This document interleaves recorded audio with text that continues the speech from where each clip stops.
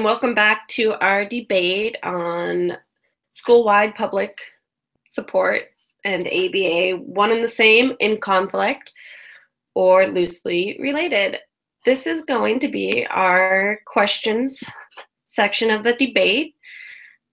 Give me 1 second here. Our first question that we have for our debaters is, what is the cost of ABA and PBS services? Sujatha, you can go first with the PBS side. So for the school-wide positive behavior support, to launch the Tier 1 system into implementation, it costs about $5,000 to $10,000 per year. And this was reported over a period of 2 years, as this is the average rate that was occurred. And school districts have used a variety of funding sources for training, for support, and for implementation of the PBS, including the IDEA, Part B disciplinary funds, Title I of the No Child Left Behind Act as well. And the other sources through which funding can be obtained include the dropout prevention funds, literacy funds, safe and drug-free school funds, mental health integration grants, and character education funds. Okay, thank you, Sujatha. Kelly, you can present your side.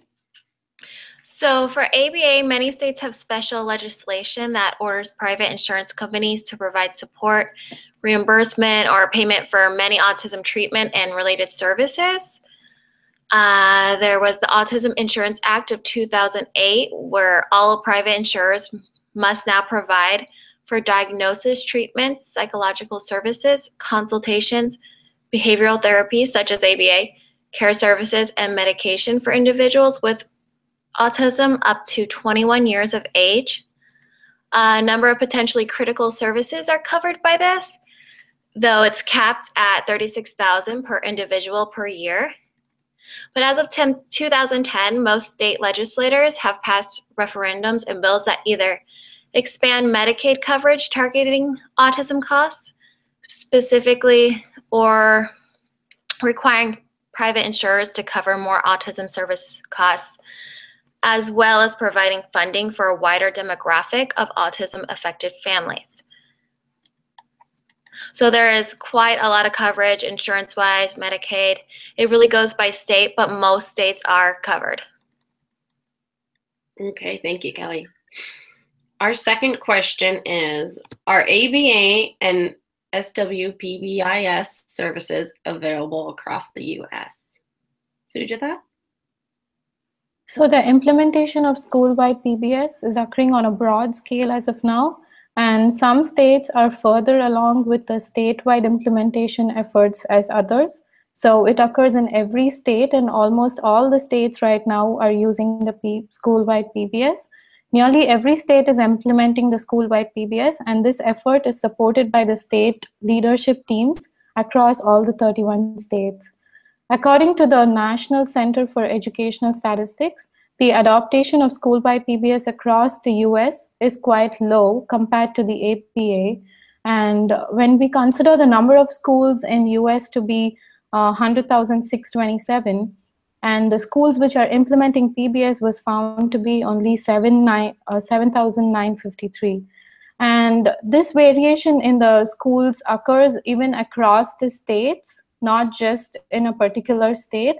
So according to the National Center for Educational Statistics report, in states such as Arizona, the rate at which the school-wide PBS is used is up to only 10%, but in states like Hawaii, the adoption rate of school-wide PBS is up to 80%. So even if the schools that implement the school-wide PBS is low, there are certain states which differ, considering Hawaii has about 80% rate in school-wide PBS adaptation. Okay, thank you, Sujatha. Kelly, we can hear your side. ABA is really available all over the US. It's more prevalent in certain states like California. There's a lot of options for you. Applied behavior analysis is an essential health benefit, and it's actually required to be covered in marketplace plans in 29 states plus the District of Columbia. Okay, thank you. And our third question is, what benefits does ABA and SWPBIS provide for individuals?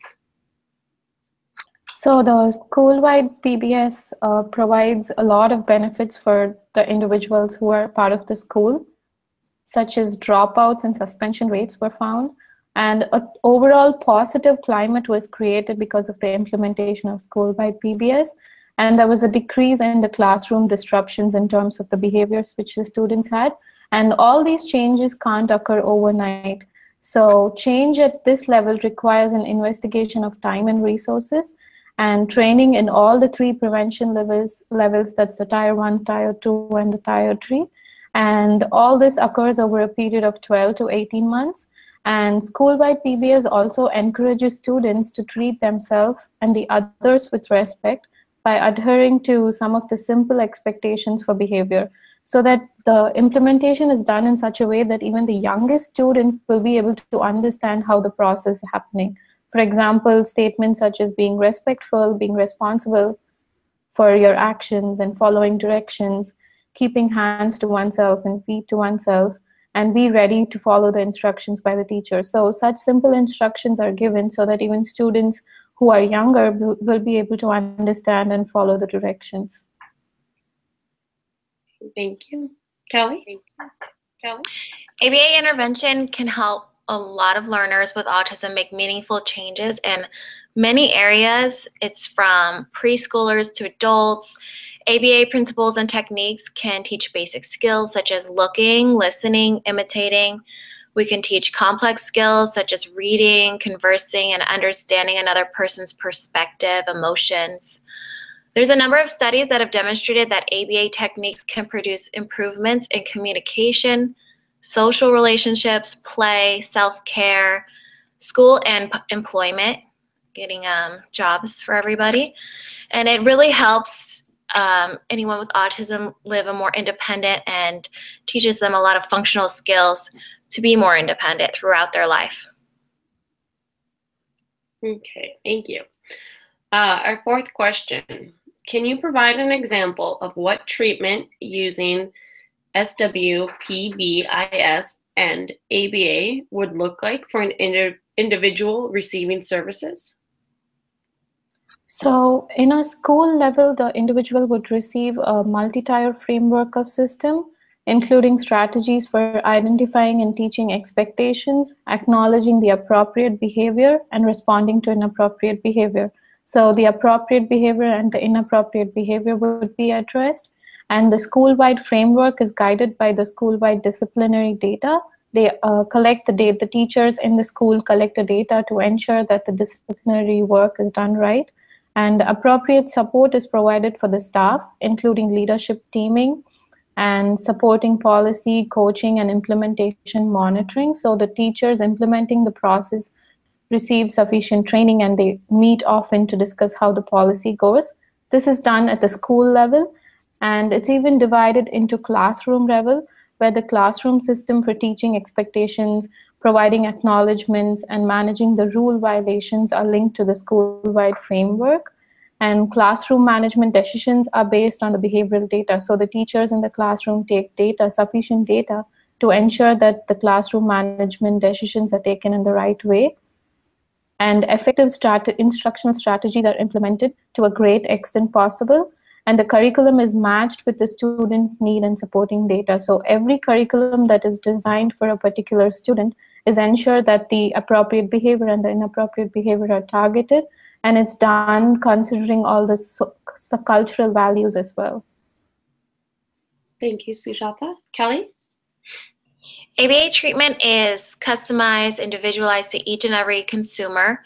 Services won't look exactly the same, but as autismspeaks.org states, they all consist of a few things.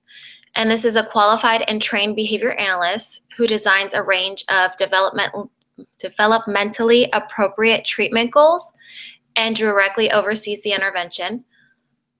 Goals emphasizing skills that will enable learners to become independent and successful in both short-term and long-term steps. The instruction plan breaks down desired skills into manageable steps to be taught, from the simplest to the more complex.